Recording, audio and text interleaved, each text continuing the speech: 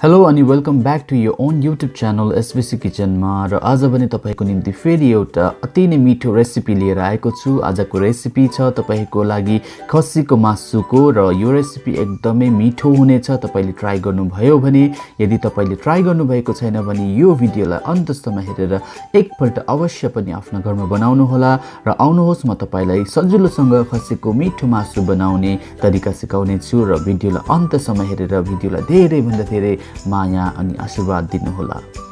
र मासु बनाउनको लागि यहाँ मैले प्याज, हरियो खोर्सानी, सुक्खा खोर्सानी, ठुलो अलैँची, दालचिनी, टमाटर, लसुनको पेस्ट र तेजपत्ता राखिसकेको छु। हेर्नुहोस्, यो सबै मैले अलरेडी काटेर राखेको छु।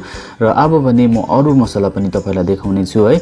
अरू मसलामा यहाँ मैले अदुवा किचाएर राखेको छु अनि जिरा पनि पिसेर राखेको छु। र अब भने मैले मासु पनि एउटा बोलमा छुट्टै राखिसकेको छु। र यो मासु एकदमै फ्रेस छ, बस्तीको खसीको मासु हो र मासु एकदमै राम्रो छ। यहाँ मैले प्राय आधा केजी जस्तो मासुलाई पकाउन गइरहेको छु। अब भने म ग्यासको फ्लेम अन गर्ने छु। ग्यासको फ्लेम अन गरेपछि म यहाँ प्रेसर कुकर राखिदिएँ र यसमा तेल पनि हालेर यसलाई मजाले गरम गर्ने छु र अघिको मसलाहरू मजाले भुट्नेछौँ।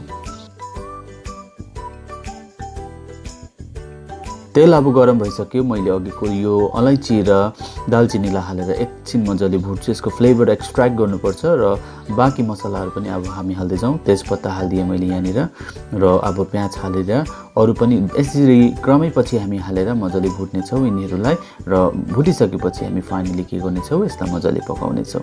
हेर्नुहोस्, मजाले मैले भुटिरहेको छु यहाँनिर, तपाईँले देख्नुहुँदैछ। र अब भने म यहाँनिर सुक्खा खोर्सानी पनि हाल्दैछु र सुक्खा खोर्सानी हालेपछि हरियो खोर्सानी र लसुनको पेस्ट पनि अब म हाल्न गइरहेको छु र यो हालेपछि एकपल्ट मजाले चलाउने छु यसलाई। र हेर्नुहोस्, मैले चलाइरहेको छु। पोसो पनि कति मजाको छ है र यसलाई मजाले चलाउने छु र चलाएपछि फेरि यसलाई मजाले फेरि परपर भुटेर पानी हालेर मासु बनिएर रेडी भइसकेको छ है। आई होप तपाईहरुलाई यो भिडियो सिम्पल अनि इफेक्टिभ लाग्यो होला, किनभने मैले जति पनि अहिलेसम्म युट्युबमा भिडियोहरू हालेको छु एकदमै सिम्पल वेमा पकाएर हालेको छु, किनभने मलाई त्यो फ्यान्सी स्टाइलको खानाहरू मन पर्दैन। त्यसैले गर्दा म जस्तो खान्छु त्यस्तै भिडियो पनि बनाएर हाल्छु। आई होप तपाईलाई यो रेसिपी पनि मन पर्यो होला। यदि मन पर्यो भने तपाईले मेरो च्यानललाई सब्स्क्राइब गर्नु भएको छैन भने आज नै गएर सब्स्क्राइब गरिदिइहाल्नुहोस्। नोटिफिकेसन बेल आइकन पनि प्रेस गर्नुहोस् अनि आफ्नो इच्छा अनुरूप कमेन्टहरू पनि गर्नुहोस्।